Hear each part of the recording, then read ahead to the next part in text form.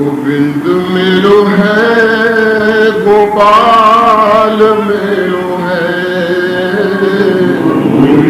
गोविंद मेरो है,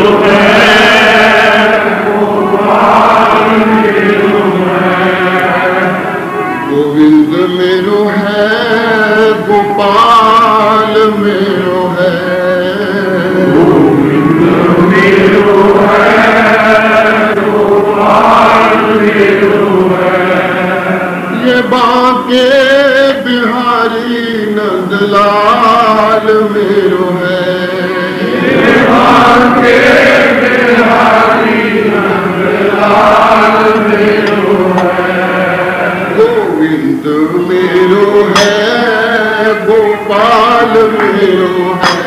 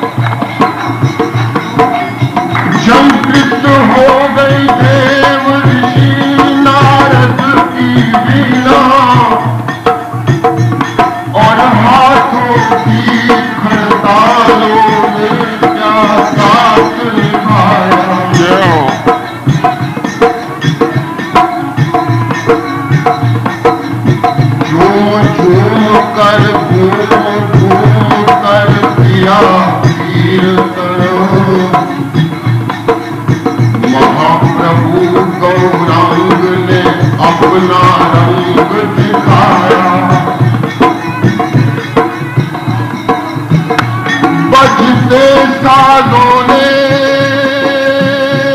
भक्तों की आवाजों ने मुरलीधर की मुरली को है मौन बनाया।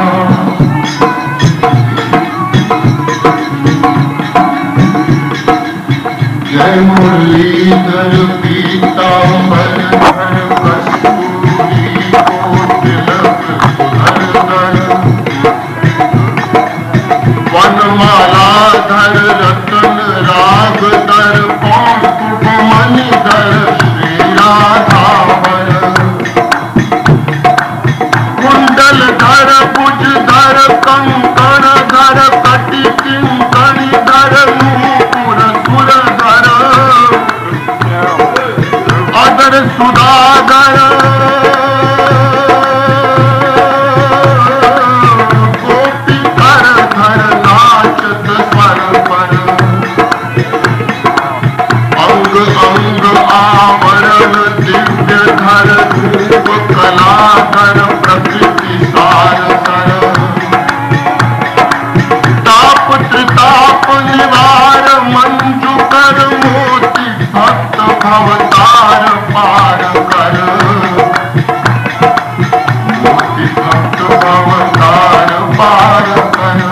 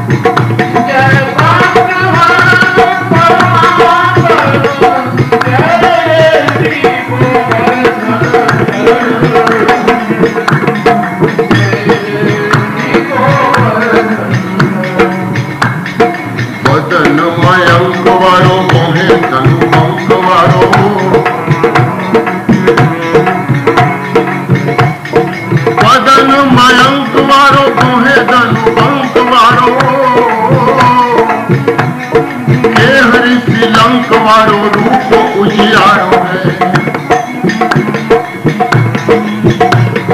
लोचन विशाल वारो करे मणिमाल वारो मत गज चाल वारो जब सोने आयो है पीठ पट बैल वारो मधुबनी सैन वारो लाल बल वीर प्यारो तरत ना तारो है मोर के मुकुट वारो तेरी सिला मुटवारो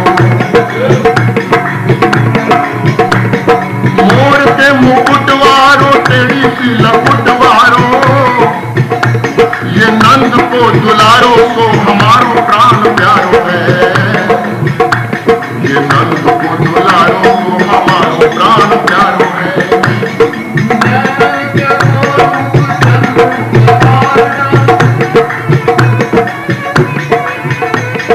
Let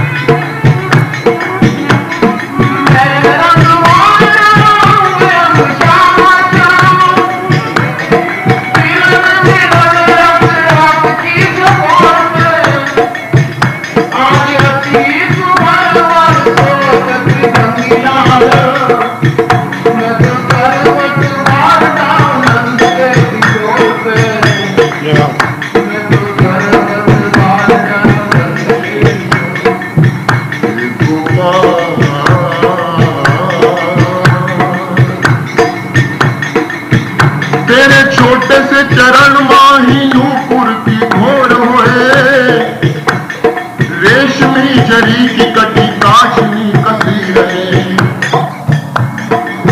और बनमाल गज मुक्त माल गुंज माल, पीड़ी मुख लाल युगे ललित लसी रहे,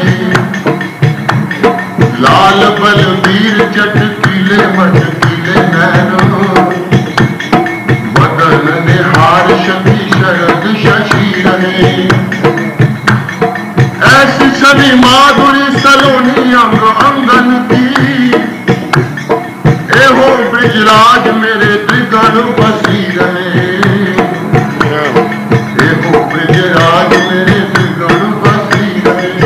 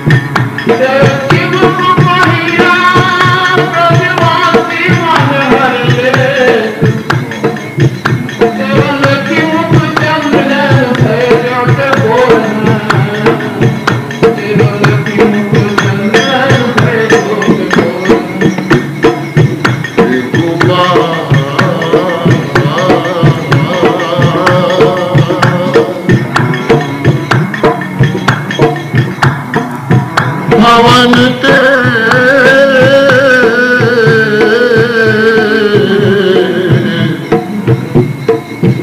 सखी निक से नंद कुमार,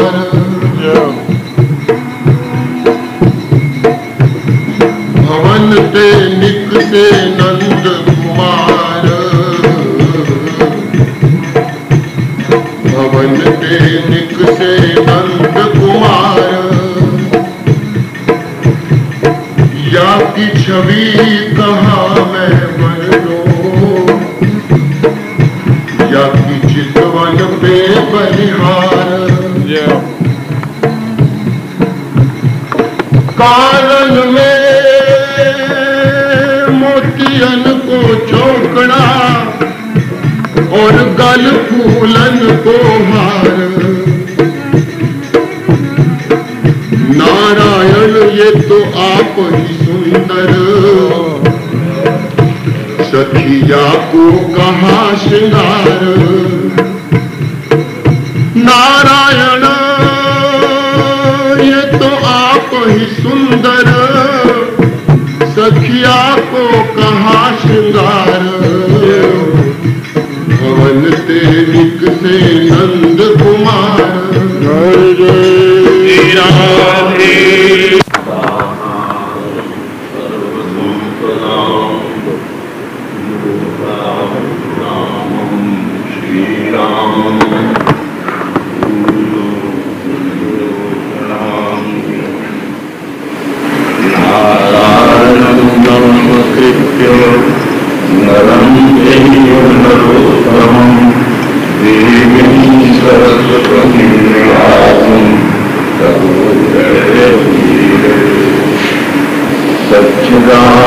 सच्चिदानंदरूपाय विश्वोत्पत्त्यादिहेतवे तापत्रयविनाशाय कृष्णाय वयं नमः। कृष्णाय वासुदेवाय हरे परमात्मने प्रणतक्लेशनाशाय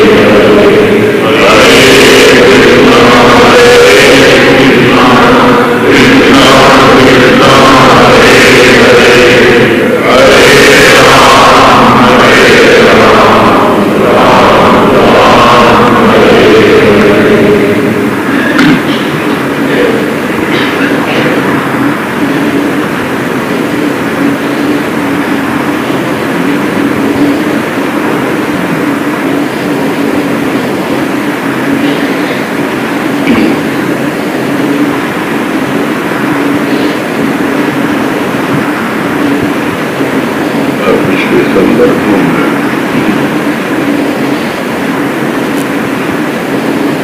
प्रहलाद जी ने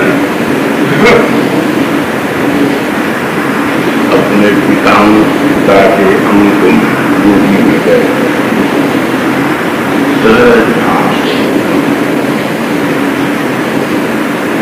सभी लोगों को एक अपना गुरु कृपा से प्राप्त यह अनुभव प्रदान किया। किसी को क्या बढ़िया तो उठा दिया था, उपहार क्या दे सकते। गुरुजन अपना अनुभव, किताब वही है, अक्षर वही, लेकिन अंतर क्या है? गंगा जी अनादिकाल से बह रही है, लेकिन पानी तो प्रतिक्षण नवीन। बड़े बड़े महान भाव लिख गए, बड़े बड़ी बातें हो गई, लेकिन उस विषय का जो महात्माओं में अनुभव है वो प्रतिक्षण अनंत अखंड होकर के भी नित्य नव नवीन है। वो ताजा है, बासी नहीं पड़ता। और उसको जब भी आप जितनी बार अपने मन में मथोगे, आलोडन करोगे, उतनी बार उसका नया नया लौनी का सा, माखन का सा आनंद तुमको प्राप्त हो।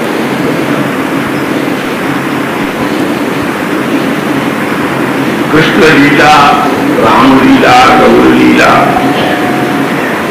कहें भैया, हम समझते हैं कि लीला बहुत सरल है, कथा बहुत सरल है, परंतु भागवत देखो वह योगियों ने बात की है, वो परमहंसों ने उसको सुना है, वो अवधूतों का विषय है, वो हम विषयों का विषय तो।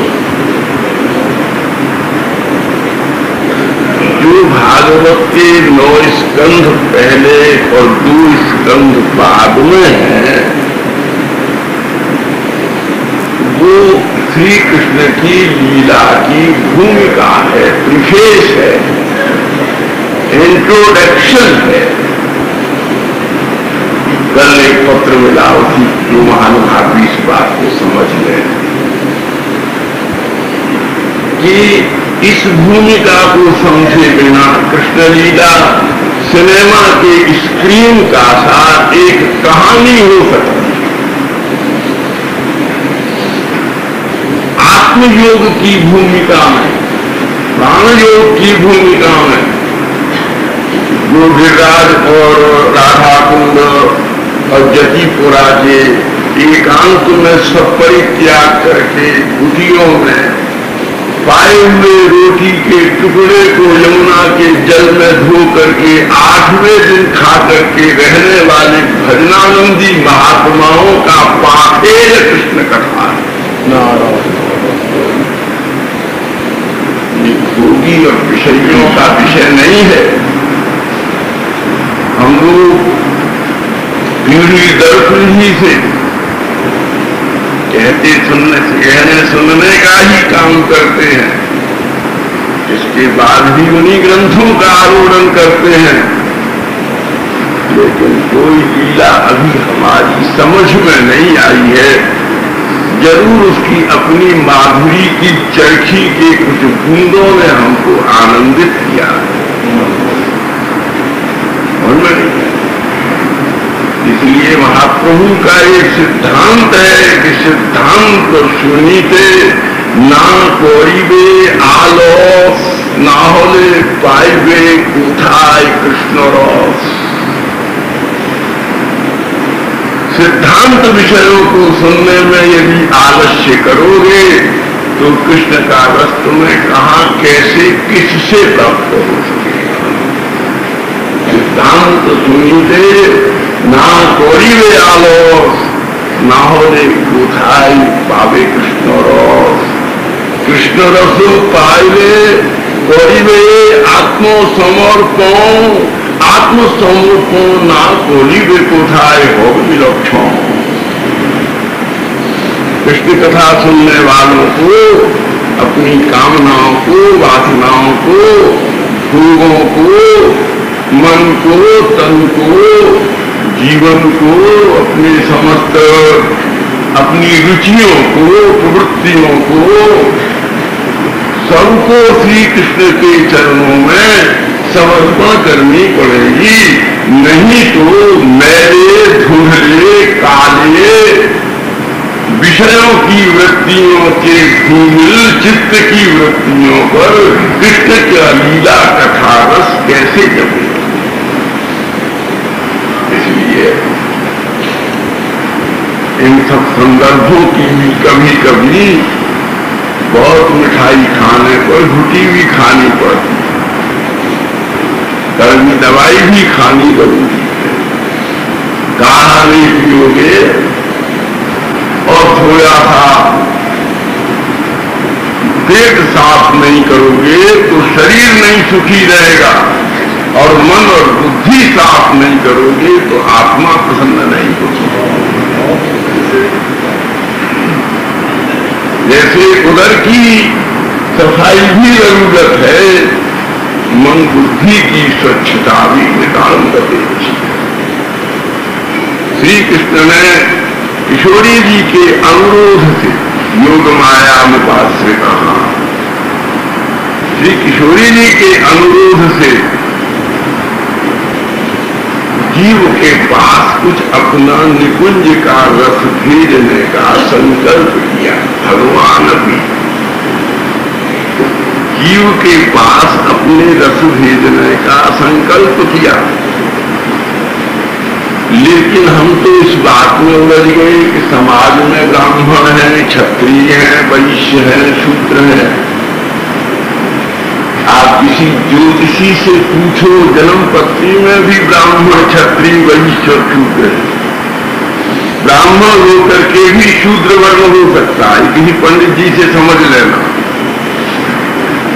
और जन्म पत्री में शूद्र होकर के भी ब्राह्मण वर्ण हो सकता है। जन्म पत्री में तुम ब्राह्मण होकर के भी असुर सत्व के हो सकते हो, और शूद्र होकर के भी देव सत्व के हो सकते हो। उसी प्रकार से जीव में भी ये जातिता है। हमारे चार मन, चित्त, बुद्धि, अहंकार और मन, यूं आता है क्रम। पहले चित्त, फिर बुद्धि, फिर अहंकार और फिर मन। चित्त ब्राह्मण, बुद्धि क्षत्रिय, अहंकार वैश्य और मन शूद्र। इसलिए मनश्चक्रे योग माया उपासित। पहले जमाने में आप बूढ़े लोग समझो, कहना खतरनाक है। पहले प्याऊ पर एक बांस की नली रखी रहती थी पानी पिलाने के लिए। इसलिए मनरूपी शूद्र को रस पिलाने के लिए ठाकुर ने अधरों पर बांस की नली रखी।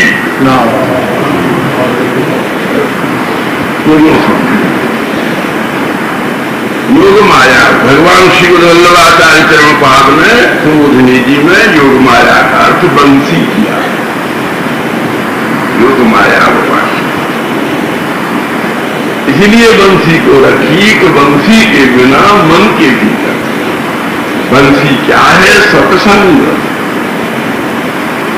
बिना शब्द ब्रह्म के बिना, शब्द ब्रह्म बिना सत्संग के बिना जब तक निनादित नहीं होता है तब शूद्र मन के भीतर भगवदीय पारमार्थिक आध्यात्मिक शास्त्र वेद दिव्य रस का संचार संभव ही नहीं होता।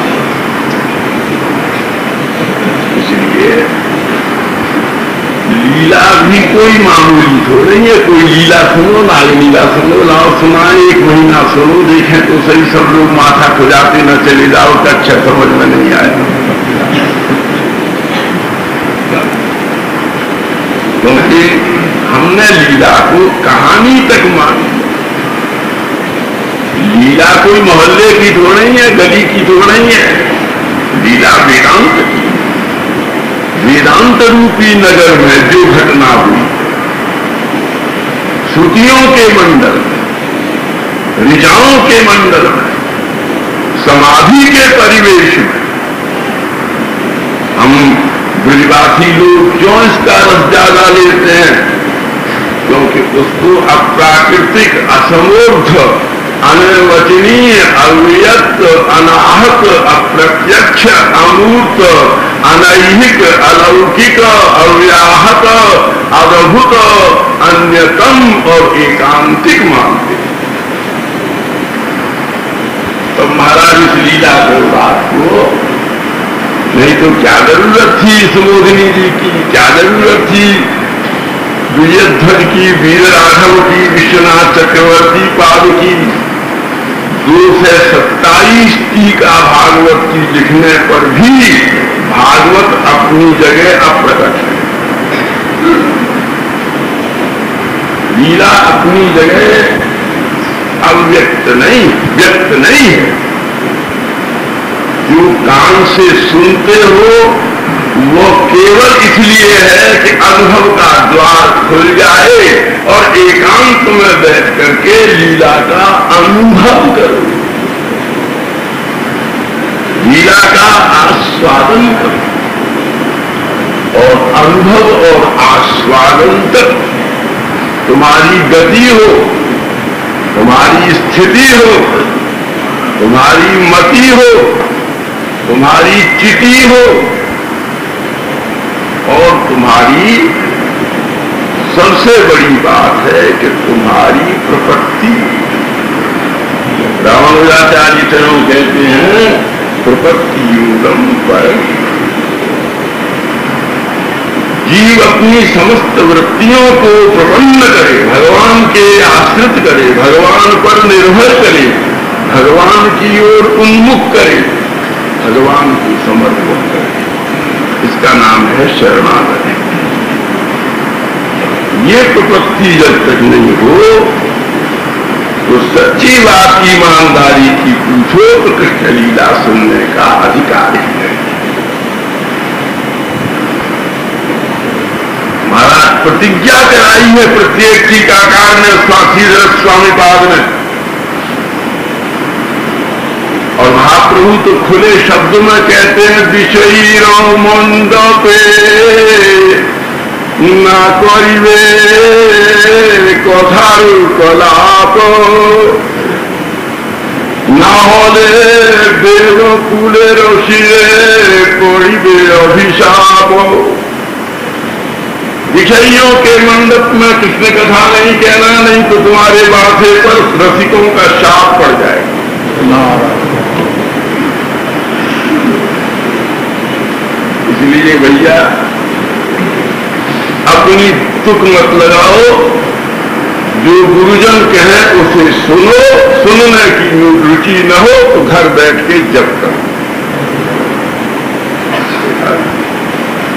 विश्वासे पाइबे कृष्णो तोड़ के बहु। विश्वास करोगे तो दूर के कृष्ण मन में आ जाएंगे और तर्क करोगे तो मन के कृष्ण दूर चले जाएंगे। विश्वासे पाइबे कृष्णो तोड़ के बहु। अब तू उस अंतःकरण की कृष्ण लीला की चित्त की वृत्ति, कृष्ण लीला में कहाँ रहे चित्त वृत्ति, पूछो इनसे। भगवान की सेवा करना नंबर 2 की बात है। वहां श्रीनाथ जी का, श्री राधा रमण जी का, तिरुपति का, तिरुपति बालाजी का, श्रीरंगम का, रंगनाथ जी का सेवा का कितना जबरदस्त उपक्रम है। ऐसे थोड़ी हो जाता है, कुआ में से घी निकलता है, कुआ में से तेल निकलता है। 3 पखवाड़े में सोने और चांदी की सिलों पर कस्तूरी निकली जाती है। सेवा का कोई मामला, लेकिन वो नंबर 2 की सेवा, एक की सेवा। नंबर 1 की सेवा क्या है कि तुम्हारा शरीर जड़ हो जाए, तुम्हारे शरीर की जल की मांग खत्म हो जाए, भूख की मांग, अन्न की मांग खत्म हो जाए, रूपादिकों के प्रभाव खत्म हो जाए, तुम जड़ होकर के बैठो और श्री राधा गोविंद की अष्टयाम सेवा चलती है। अष्टयाम सेवा की बात कहेंगे तो यहाँ का विषयांतर भी हो जाएगा। फिर वही बात ये है कि अपात्रों की मतलब नहीं। अष्टयाम सेवा नंबर 1 की सेवा, ये सब सेवा नंबर 2 की, और आपके मंदिरों की सेवा तो नंबर 3 की, जिनमें ठाकुर खिलौना बन के बैठे। इसलिए आचार्य वाणी सेवा से प्रमाण, आचार्यों की वाणी ही भगवान की सेवा के विषय में प्रमाण है। बुद्धि दिए ना कोरीवे तार परिमाणो, बुद्धि की तराजू लगा करके तर्क के बात चढ़ा करके उसको नहीं तोड़ना। आचार्य वाणी हो तार प्रमाण। इसलिए भैया सुनो, जब तक ध्रुव की वाणी नहीं सुनोगे, प्रहलाद की वाणी नहीं सुनोगे, पशु की वाणी नहीं सुनोगे, नारद की वाणी नहीं सुनोगे, यमराज की वाणी नहीं सुनोगे, स्वर्गादिकों की वाणी नहीं सुनोगे, जब तक शुक्रदेव की वाणी नहीं सुनोगे, वैयासिकिर्वयम, इन बाह्य आचार्यों की वाणी नहीं सुनोगे, तो भगवान की लीला विषय में तुम्हारा रसोन्मेष नहीं होगा। द्वादशाचार्य ही इस समस्त सूक्ष्म तत्वों के ज्ञाता हैं। हम लोग अपनी बात नहीं कहते, द्वादशाचार्यों के आश्रय में परोसने की शैली अपनी अपनी होती है, लेकिन परोसे जाने वाले पदार्थ का निर्माण हम थोड़ी करते।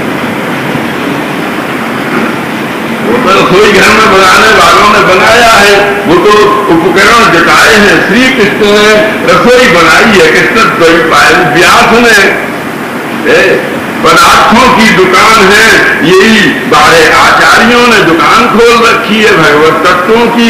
उनमें से व्यास ने लाला करके तत्वों की रसोई बनाई है, और भावों के सोने चांदी के थालों में समर्पण की चांदी और सोने के बरक छड़क करके, और अपने ही अनुभव प्रेमानंद के गुलाब और केवड़े की बूंदें और कपूर का पानी चारों तरफ छिड़क दिया है। बोले कपूर छिड़क देने से मक्खी मच्छर नहीं आती, और ये कपूर इसलिए छिड़क दिया गया कुतर्क ना आया। ये उसका एक परिवेश है। धीर गंभीर होकर के तुम कब नहीं समझते हो, जब ध्यान नहीं देते, जब सावधान नहीं सुनते, तभी तुमको कोई कठिन लगता है। अब देखो, जनकराज ने अभी पद गाया महाराज, क्या साहित्य का छलाछल पद था, लबालक उछलता हुआ, भाषा भी, अलंकार भी, भाव भी। इसी प्रकार से हमारी बहू चले, कुलवधू पुत्रवधू चले, हम क्या उसे फटी धोती पहना के सड़क पर ले चलेंगे? तो ठाकुर के रस को कहने वाली भाषा को बढ़िया कपड़े और बढ़िया अलंकार नहीं पहनाओगे तो क्या सड़क पर नंगी चलाओगे? अलंकार, सभा और आभूषण की तरह से ही है सिद्धांत। सिद्धांत का एक प्रमाण है कृतांत विमोचने सिद्धांत। मौत को जो दूर करे ऐसी जो बात है उसका नाम सिद्धांत। कृतांत विमोचन, मौत को वासना को निवृत्त। और इतनी बात को कहने के लिए प्रहलाद जी ने एक ही बात कही, मेरो दिया वो फिर आवृत्ति नहीं करते, आगे चलते हैं। निरुद्ध विघ्न किया।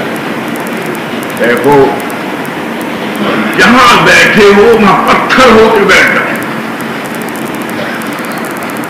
पत्थर क्यों हो जाए? बोले तुमको मालूम है मट्टी के टीले से झरना नहीं निकला करता, मोटी मोटी चट्टानों की पहाड़ में से ही निर्मल शीतल जल का स्रोत निकला करता। जो ऊपर से पत्थर नहीं हो गया उसके भीतर कृष्ण प्रेम का झरना कैसे पैदा हो? जो वाटर प्रूफ नहीं हुआ, जो एयर प्रूफ नहीं हुआ, जो फायर प्रूफ नहीं हुआ, और हमारे लिए तो डिजायर प्रूफ नहीं हुआ, पैशन प्रूफ नहीं हुआ।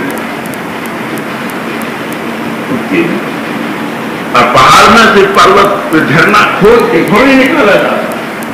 जब कड़कड़ाती हुई बिजली गिरती है और चट्टान दरार खाती है तो उसमें से पानी का झरना निकलता है। ऐसे ही किसी संत की कृपा भरी हुई जब नजर किसी के भीतर के कठोर पत्थर को तोड़ती है तब प्रेम की मंगलधारा उमड़ता है। इसके सिवाय इसका कोई दूसरा विकल्प किसी को मालूम हो तो हमको बतला दें।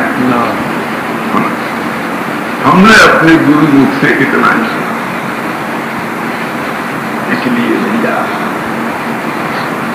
सत्संग में जो हम बैठे एक और बात कह रहे हैं, हम लोग लोभी हैं। लोभी एक वो है जो लेने की इच्छा है और एक लोभी वो है जो देने को पागल है। अपनी बात लुटाने को हम पागल हैं, यूं मान देखो ये जो जितना भी ये सब एक बड़ी बात वो ये पारमार्थिक संपदा सतोगुणी विभूति कहते हैं। इस सतोगुणी विभूति को अपने जीवन में रखने के लिए अनुभव भी छोटी चीज, अनुभव भी कल निवेदन किया वेदांत में, अद्वैत वेदांत ने अनुभव को मुख्यता दी और वैष्णव वेदांत एक सीढ़ी में आगे चले गए कृपा में। तुम ये सोचो कि तुमने अपनी जिंदगी में ये कमाया ये कमाया ये कमाया, किसी की कृपा कमाई के नहीं।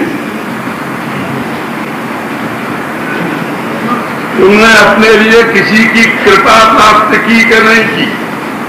बिना कृपा के तुम भटकोगे और कृपा में तुम भटकोगे नहीं, भटके हुओं को रास्ता दो, भटके हुओं को सहारा दो। इसलिए प्रहलाद जी कहते हैं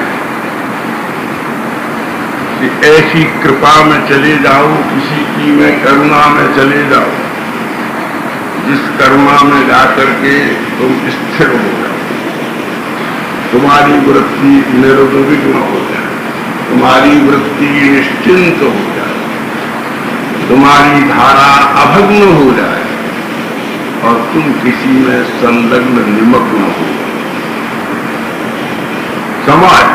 समाहित हो। जब तक किसी में डूबोगे नहीं, दुनिया दिखना बंद नहीं। आंख जब डूब जाएगी तो कुछ नहीं दिखेगा, केवल एक भावबिंब दिखेगा और उस बिंब के करोड़ों प्रतिबिंब दिखेंगे। जब ईश्वर बिंब, ईश्वर क्या है? बिंब, और बाकी सब क्या है? प्रतिबिंब। प्रतिबिंब किसमें पड़ता है? पानी में। और ईश्वर का बिंब जो अपनी जगह है वो तुम में कहां प्रतिबिंब गिरेगा? जब तुम में करुणा का पानी है।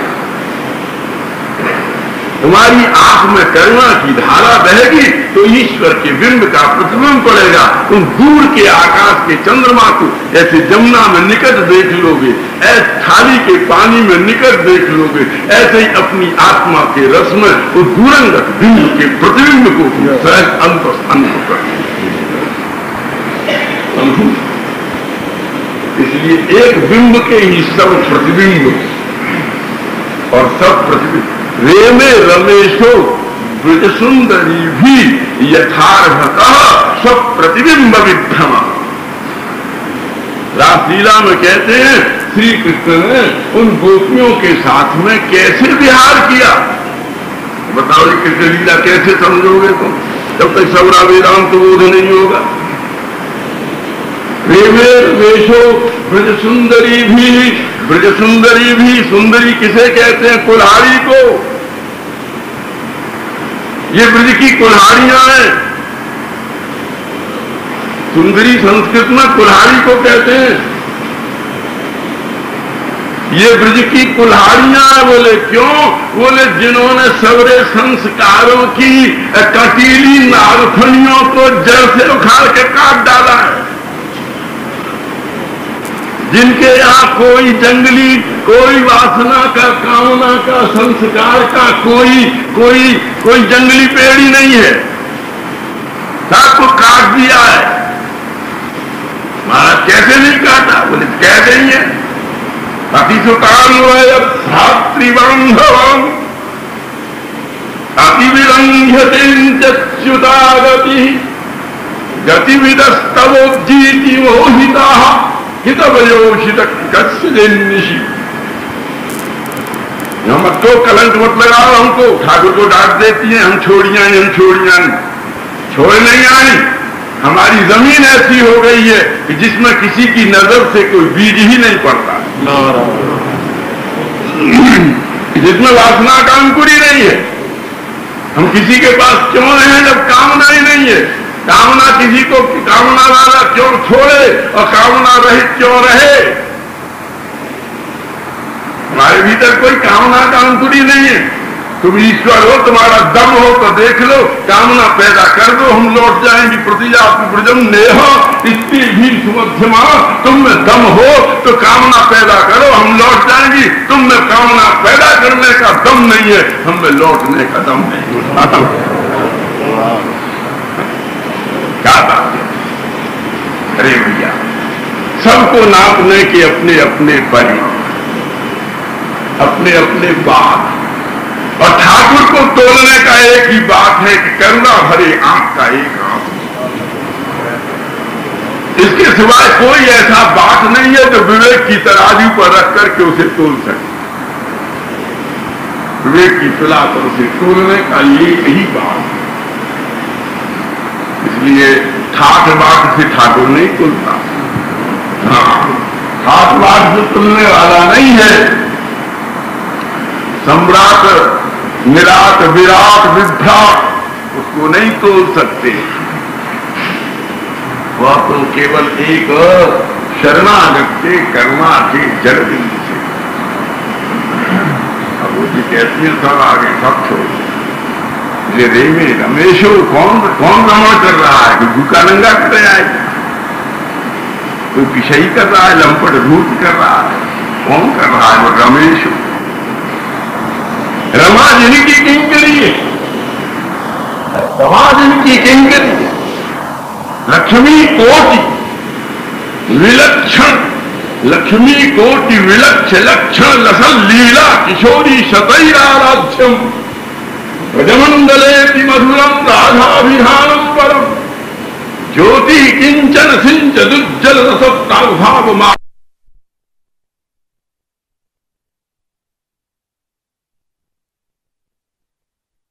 भूरी भाग्य भी हो गई कश्याप्य हो गई, भूरी भाग्य भी हो गई। बड़े बड़े भाग्यवंत, गुणवंत, कलावंत, धीमंत भी, जिनके आनंद के एक एक कण में कोटि कोटि काव्यों का सृजन करते,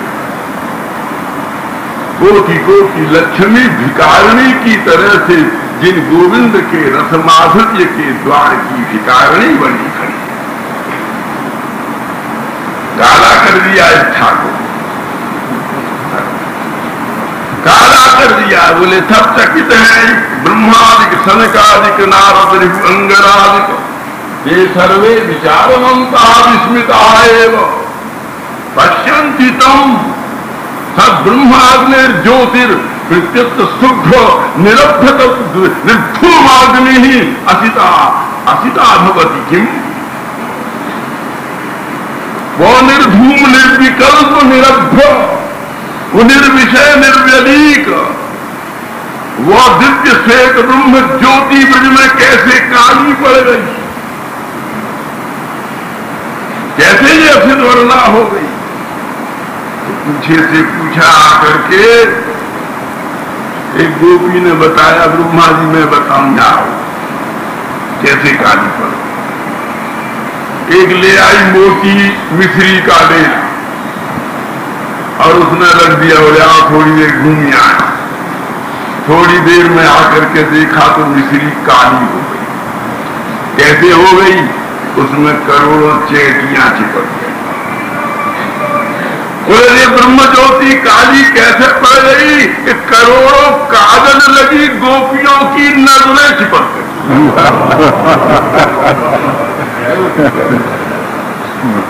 काजलांचित दृष्टि पिपीलिका लिहिता एवं श्वेता असिता।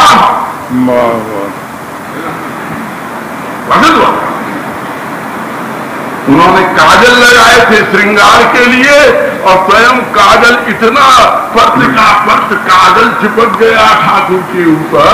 उन्होंने कृष्ण लीला इतनी गहरी काजल की परत ठाकुर पे ऐसी हो गई कि अब काजल झलने लगा।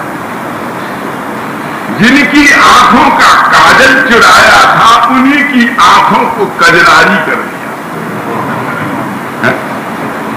अब वो काजल की परत ऐसी ढेर की ढेर हो गई। अब गोपी डरने लगी, सासों ने बहुओं को पकड़ लिया, खबरदार जो यमुना किनारे गई है। बोले क्यों? बोले वहां रोग हो गया है बड़ा भारी छूत का। सौजन्येन वशीकृता वयमता त्वं किंचिदा चठमहे कालिंदीं यदि यासि सुंदरी पुनः मार्गा कदम्बा कविम् कश्चित् तत्र नितान्त निर्मलतमस्तोमोऽस्ति यस्मिन् मनाग्मग्ने लोचनसीम्नि नोत्पलदृशे पश्यन्ति पत्युर्मुखम्। गोविंद भट्ट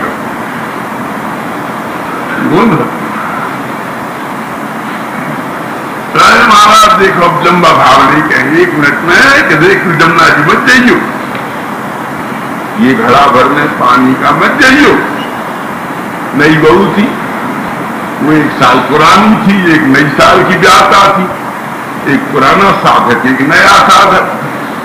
नया मियां मस्जिद में अल्लाह ही अल्लाह पुकारो। तुम्हारा वो बिल्कुल नहीं। अब वो अनुभव नहीं हुई। अव्याहता के अनुभव की तो कमी है और तो कोई कमी नहीं।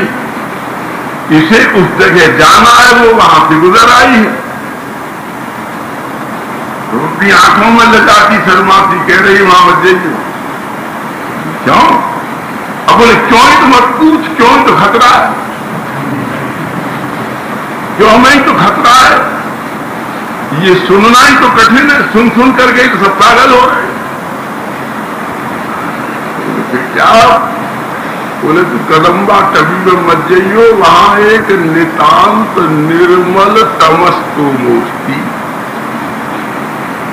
वहां एक अंधकार, ऐसा घोर काजल जम गया है उसके ऊपर, पर्त के कदम्ब के नीचे वो नितांत ज्योतिर्मय निर्मल काजल की मूर्ति त्रिभंग ललित हो करके वेणुवादन पूर्वक घुघराली अलकावलियों की मेघमालाओं के अमृत शिखर प्रोक्षण पूर्वक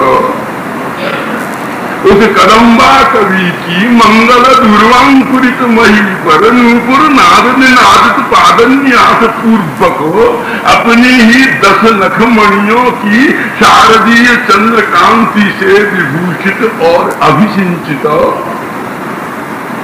वो वहां एक घना घना रोग खड़ा है, अंधकार खड़ा है, मोहम्मद से यो। बोले क्यों? बोले तैने घूंघट उठा करके, कोई अज्ञान का आवरण उठा करके तैने उधर ताका नहीं, और तेरी पलक के उठने से जो हल्की सी हवा उड़ी नहीं और वो उसमें लगी नहीं, और काजल की कणका उड़ करके तेरी आंख में गिरी नहीं, और तू पति और पुत्रों के घर के रास्ते भूली नहीं।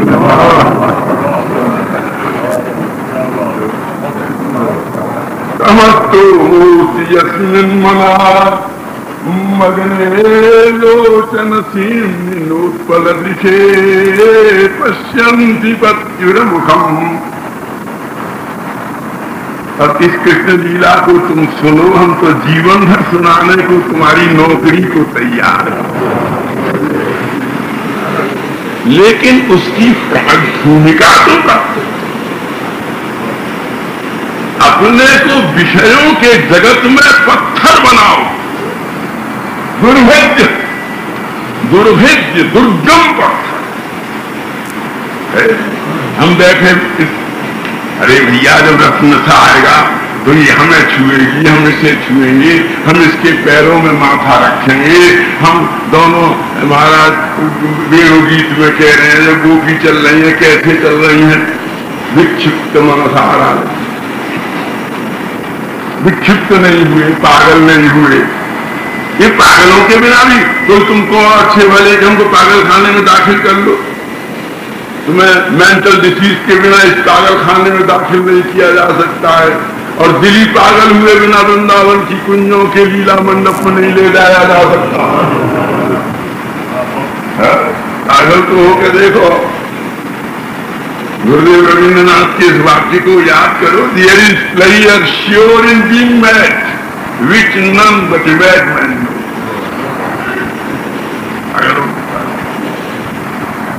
इसलिए भैया ये जो कृष्ण लीला